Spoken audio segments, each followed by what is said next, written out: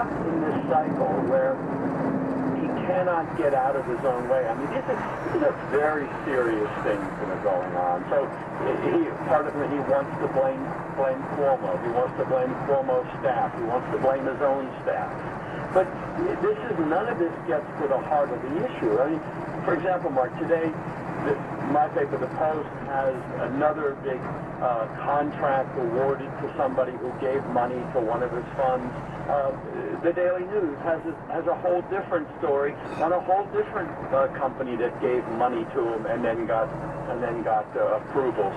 So this pattern is so clear, and for him to simply say, well, it's just my staff, or it's the governor, or it's my aide, or whatever.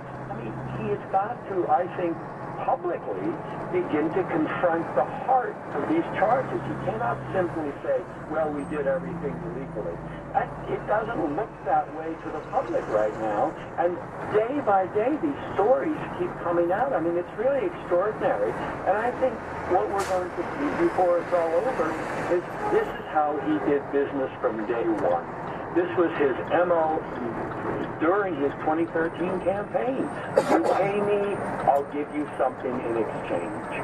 And I just think, we haven't seen any instance where money went into his pocket, but we are seeing millions and millions of dollars going into his campaigns and going into these slush funds, which are effectively off the books. There are no limits to them. The disclosure is all voluntary.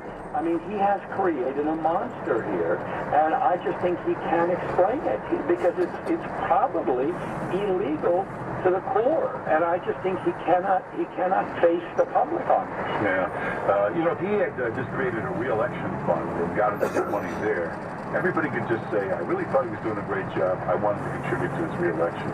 But because he had to contribute to some weird fund somewhere upstate, they had no idea what the purpose of it or where the money was going.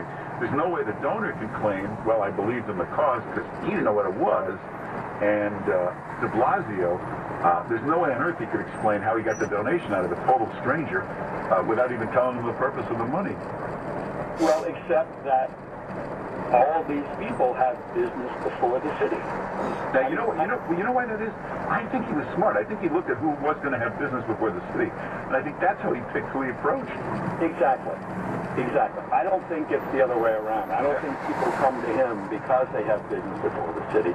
I think he has a central clearinghouse of aides and some of them private consultants, and they look at sort of who needs what approval from the city, who needs a permit, who has a contract they want, who's a vendor, like this guy in the Post today who wants to sell trash bags to the Parks Department.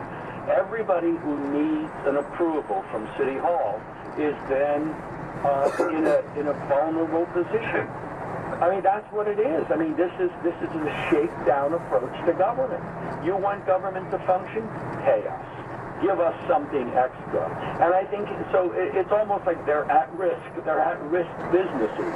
So he goes in and takes advantage of their needs, which is a government contract, a government permit. And that is how he creates these slush funds. And Mark, I think this is also something people have not really focused on enough in the public. And that is, these funds are not your standard re-election campaign. Where there's a limit, and blah, blah, blah. I mean, the city has a pretty strict campaign finance law, and I have my problems with it, but it does serve some purposes. What de Blasio did is go around that in order so that there would be no limits. So he could call up these businesses repeatedly and say, can you give me $50,000? Can you give me $100,000? To the UFT, it's over $300,000 just before they get a contract from him. So this pattern, it is so suspicious and it smells so badly that if it's legal, then there are no laws. If this is legal, then nothing's illegal. Yeah, and there's so many multiple cases, and it's kind of like insider trading. You have to justify the trade to the government. So I think this bag incident does him in, buying these mint-flavored garbage bags for $6 million. He can't possibly claim, well, we were going to buy them anyway. No. And the guy who makes them makes two different contributions of $50,000 each. $50,000 each. $100,000. That's a lot of money to give to a mayor. And what do you get? You get a meeting. And then what do you get? You get a contract. And then what do you get? You get a second contract. I mean, this is pay to play. This is the essence of pay to play.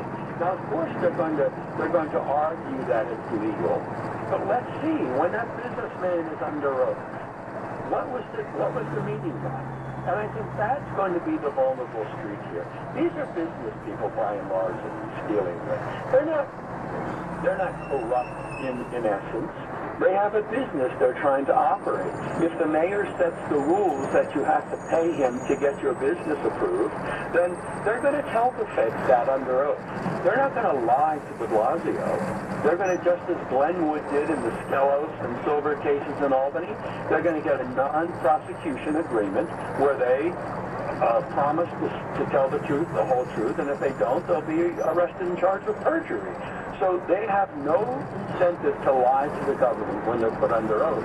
And I think that's what's going on. I think all these subpoenas and everything are being used to gather evidence that will support what the business people will be telling the federal government.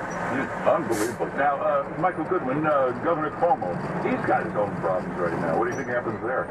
He sure does. Look, we thought that the governor was off the hook because the U.S. Attorney said that there was no criminal conviction possible for the closing of the Moreland Commission. But this Buffalo Billion and all these other things, I mean, the Buffalo News had a story over the weekend which suggested that the contracts awarded to government development projects in Buffalo were a very big part of this, the $1 billion project, but not the whole thing, that the actual